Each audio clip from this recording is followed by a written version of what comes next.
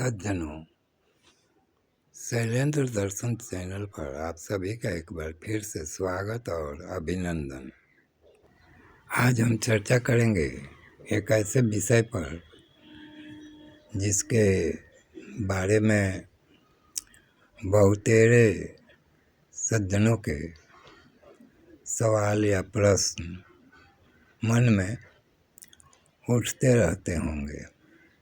एक ऐसा ही प्रसंग मेरे देखने सुनने में आया है कि वृंदावन के एक बहुत ही प्रसिद्ध संत महात्मा हैं और वे अपने सनातन धर्मी शास्त्रीय संदर्भों के उद्धरण के माध्यम से जिज्ञासुओं की जिज्ञासाओं का बहुत ही चमत्कारिक उत्तर देते हैं और प्रश्नकर्ता को संतुष्ट कर देते हैं।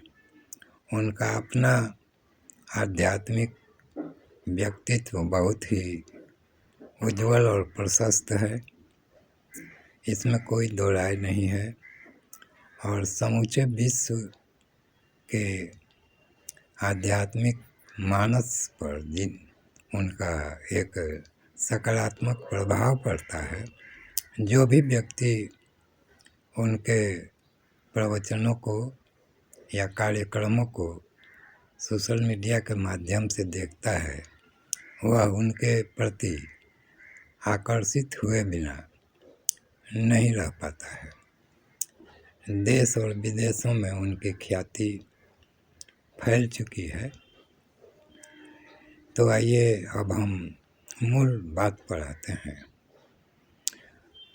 एक सज्जन ने उनसे प्रभावित होकर उनसे प्रश्न पूछ दिया कि विगत 50 सालों से वे भगवान शिव के भक्त हैं और उनको भक्ति भाव से नियमित रूप से जल चढ़ाते हैं, उसके बाद ही कोई अन्न या प्रसाद ग्रहण करते हैं।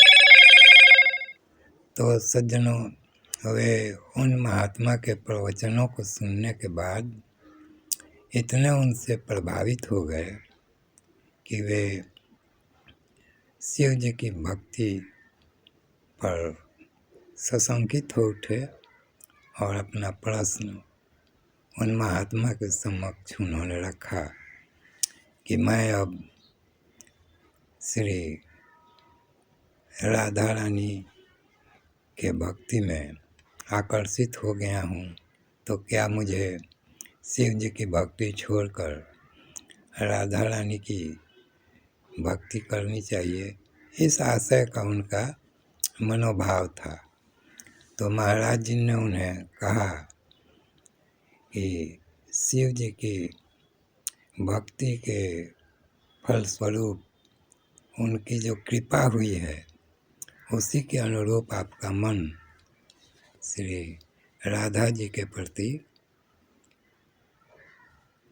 आकर्षित हुआ है और इस तरफ आपका मन मुड़ गया है। तो यह उनकी भक्ति से ही संभव हुआ है। तो इसमें कोई दुविधा वाली बात नहीं है। आपको जैसी प्रेरणा हो वैसा आप कर सकते हैं। तो महाराज जी का भी कहना उचित ही था। इस संदर्भ में मैं यह कहना चाहूँगा कि सनातन धर्म की परंपरा में हमारे बहुतायत शास्त्रों में 33 कोटि देवताओं के प्रसंग हैं या उनका विवरण आता है। और कुछ प्रमुख देवी देवताओं को तो सभी जानते हैं और विश्व के विभिन्न प्रांतों में अलग अलग देवताओं की प्रमुखता से, अलग अलग स्वरूपों की प्रमुखता से पूजा भक्ति की जाती है। और विशेष रूप से शिव जी को पूजने वाले, हनुमान जी को पूजने वाले, श्री राम जी को पूजने वाले, श्री कृष्ण भगवान को पूजने वाले, श्री राधा जी को पूजने वाले और शक्ति स्वरूपा दुर्गा माँ को पूजने वाले बहुतायत से लोग भक्तिपूर्ण भाव से इन सब की पूजा करते हैं और इनमें कोई विरोधी मानसिकता नहीं देखी जाती है। सभी देवी देवता हमारे लिए सामान्य रूप से स्वीकार्य हैं, लेकिन भक्ति के क्षेत्र में जो मूल बात है वह है एक निष्ठता की, यानी हमारा कोई इष्ट होना चाहिए जिसके प्रति हम एक निष्ठ होकर अपनी भक्ति निवेदित करें और उन्हीं से यह आशा रखें कि भक्ति और निष्ठा के फलस्वरूप जो कुछ भी लौकिक और पारलौकिक प्रसादी मिलेगी वह उन्हीं के मार्फत से मिलेगी। अन्यथा विभिन्न देवताओं के प्रति बार बार आकर्षित होकर अपनी निष्ठा को बदलने का भाव नहीं होना चाहिए।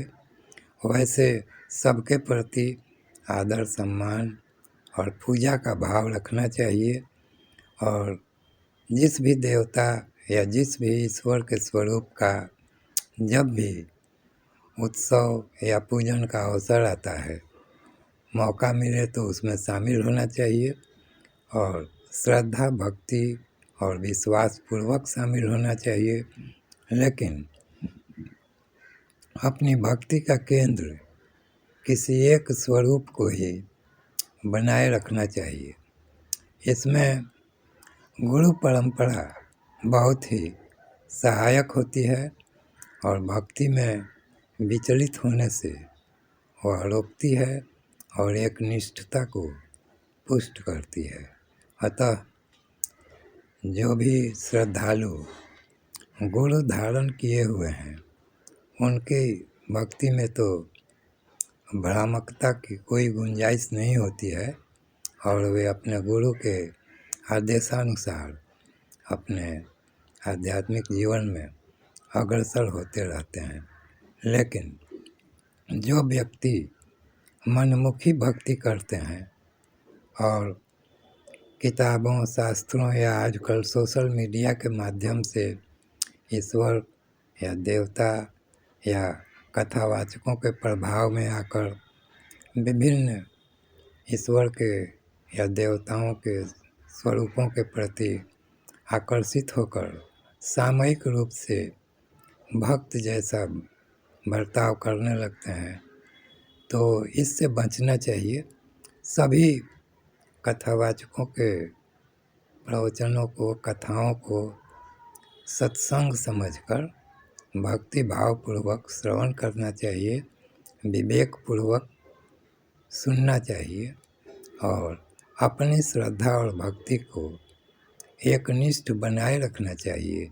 चाहे वे वैष्णव देवी देवता हों या शैव देवी देवता हों या शाक्त देवी देवता हों या अन्य कोई भी सनातन धर्मी ईश्वरीय स्वरूप हो या देवता या देवी का स्वरूप हो, उसके प्रति यदि उन्हें आपने इष्ट माना है और एक सुदीर्घ काल से उनकी भक्ति में लिप्त हैं, तो उस भक्ति को ही जारी रखना चाहिए और अपने चित्त को इधर उधर भटकने नहीं देना चाहिए।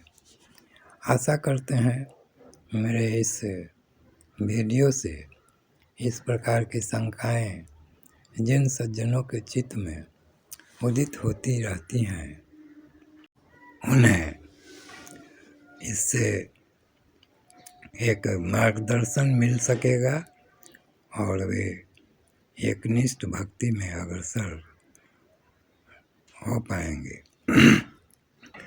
उदाहरण के लिए राम नाम का जप या लेखन जो करते आए हैं, अब उनसे शिव शिव लिखने को कहा जाए या कृष्ण कृष्ण लिखने को कहा जाए या अन्य सहस्त्र नामों में से कोई भी नाम लिखने को कहा जाए तो लिखने में तो कोई असुविधा नहीं है, लेकिन उनकी एकनिष्ठता भंग हो जाएगी। अतः किसी एक स्वरूप, एक नाम, एक देवता के प्रति अपने इष्ट भाव को पुष्ट करना चाहिए और अपने इष्ट देवी या देवता के रूप में उन्हें मानकर उनके किसी भी स्वरूप का नाम, मंत्र का लेखन या जप करते रहना चाहिए और साधना के पथ पर चलते रहना चाहिए।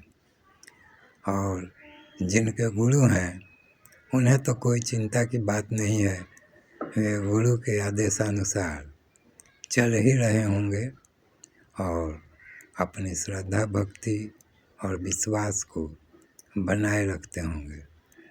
तो धन्यवाद सज्जनों, इस वीडियो को हम यहीं सीमित करते हैं। फिर मिलेंगे इसी प्रकार किसी धार्मिक, मांत्रिक, आध्यात्मिक या ईश्वर अनुसंधान संबंधी चर्चा विमर्श के साथ। धन्यवाद।